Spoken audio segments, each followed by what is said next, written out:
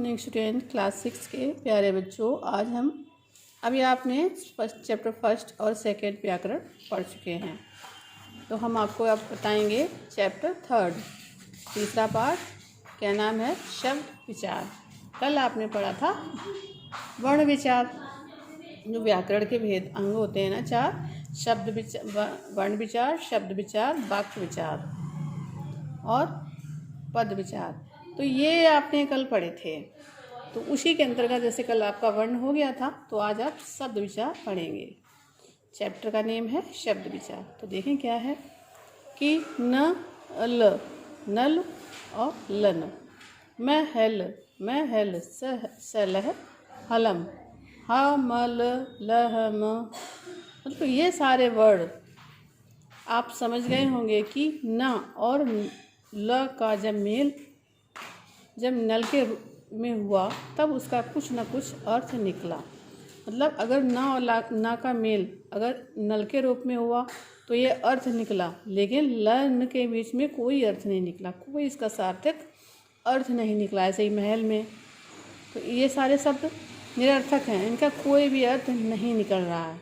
जब ये दोनों न और ल का मेल जब नल के रूप में हुआ है तभी इसका कुछ न कुछ अर्थ निकला है। इसी प्रकार जब मैं है और ल का मेल महल के रूप में हुआ तब उसका कुछ न कुछ अर्थ निकला। ऐसे वर्ण समूहों के सार्थक समूह, ऐसे समूह वर्णों के सार्थक समूह कहलाते हैं। क्या कहलाते हैं? सार्थक समूह, जिन्हें व्याकरण में शब्द के नाम से जाना जाता है। जो वर्ण अगर न और ला के रूप में मिले तो नल आ गया, महल के रूप में मिले तो महल आ गया। अगर इसी को हमने उल्टा सीधा कर दिया तो उसका कोई अर्थ नहीं निकला, और इसके सार्थक समूह को हम शब्द कहते हैं। क्या कहते हैं? शब्द। तो परिभाषा देखिए, वर्णों के सार्थक समूह को शब्द कहा जाता है। वर्णों के सार्थक समूह को वर्ण कहा जाता है। अब बेटा इतना ये सारी देखिए, ये सारी हमारी वर्णमाला ही है। अब इसको किस तरह से जोड़कर, किन मात्राओं का प्रयोग कर कर शब्द या वाक्य बनाए गए हैं, वही आपको जानना है। तो जैसे कटहल, कमल, दीपक, कटहल, नेता, अजगर, हिमालय आदि शब्दों के ही उदाहरण हैं, क्योंकि इनका एक सार्थक अर्थ निकल रहा है। कमल फूल होता है, दीपक तो दिया होता है, कटहल फल होता है, नेता तो जानती हो, अजगर सांप होता है, हिमालय एक पर्वत है। तो ये सब सार्थक अर्थ दे रहे हैं, और इन वर्णों के मेल को क्या कहते हैं? शब्द। ये भी जानिए। शब्द एक वर्ण का भी हो सकता है। अब देखिए, शब्द ये नहीं कि दो चार वर्णों की हो, एक शब्द का भी हो सकता है। जैसे न, हाँ और वे, ये हमारा एक अर्थ निकालते हैं। जैसे किसी ने कहा आप कल वहाँ गए थे, कह दिया हाँ, या न या वे गए थे, तो ये वर्ण भी सार्थक वर्ण कहलाते हैं। कुछ ऐसे वर्ण भी होते हैं जिनका अपना कुछ अर्थ नहीं होता, लेकिन जब वे किसी दूसरे शब्द के साथ मिल जाते हैं तब उनके मेल से नए सार्थक शब्द बन जाते हैं। उन्हें हम कहते हैं शब्दांश। कुछ ऐसे शब्द भी होते हैं जिनका कोई अर्थ तो नहीं होता, लेकिन अगर वो किसी के साथ जोड़ दिए जाएं तो उनका सार्थक अर्थ निकल आता है। जैसे एक प्रत्यय में और उपसर्ग में होता है। जैसे ये मान के लिए उपसर्ग सदैव आगे लगते हैं, तो अ, ये भाव है हमारा, हमें अ लग गया तो अभाव हो गया। काश, इसमें क्या लग गया? अब, तो अवकाश हो गया। फल, स लग गया, सफल हो गया। मान, अप लग गया, अपमान हो गया। मान मतलब सम्मान, अपमान मतलब इंसल्ट। भारतीय, ये हमारे प्रत्यय हैं। उपसर्ग सदैव आगे लगते हैं और प्रत्यय हमेशा पीछे लगते हैं। तो भारतीय, भारतीय। सुंदर प्लस ता, सुंदरता। चिकनाहट, चिकनाहट। धन प्लस वान, धनवान। देखा बेटा कि कुछ किस तरह से जिनके कोई अर्थ भी नहीं होता, लेकिन उनके साथ अगर जुड़ जाए शब्दांश तो एक सार्थक रूप निकल कर आ जाता है। तो शब्दों में आगे देखेंगे शब्दों का वर्गीकरण। शब्दों का वर्गीकरण निम्नलिखित आधारों पर किया जाता है। नंबर 1, प्रयोग के आधार पर। तो अर्थात वाक्य में इनका प्रयोग करने पर परिवर्तन आता है। मतलब प्रयोग के आधार पर क्या है कि वाक्य में इनका प्रयोग करने पर परिवर्तन आता है या नहीं, इस आधार पर शब्दों की पहचान। विकारी शब्द, संज्ञा, सर्वनाम, विशेषण, क्रिया। और अविकारी शब्द, क्रिया विशेषण, संबंध बोधक, समुच्चय बोधक और विस्मयादि बोधक। तो कितने प्रकार होते हैं? पहले प्रकार में क्या क्या है? पहली बात तो ये प्रयोग के आधार पर, तो इसके प्रयोग करने पर क्या परिवर्तन होता है या नहीं, इस आधार पर हम शब्दों की पहचान करते हैं। तो किस रूप में? एक विकारी के रूप में, दूसरी अविकारी के रूप में। विकारी के अंतर्गत आते हैं संज्ञा, सर्वनाम, विशेषण, क्रिया। और अविकारी के रूप में आते हैं क्रिया विशेषण, संबंध बोधक, समुच्चय बोधक और विस्मयादि बोधक।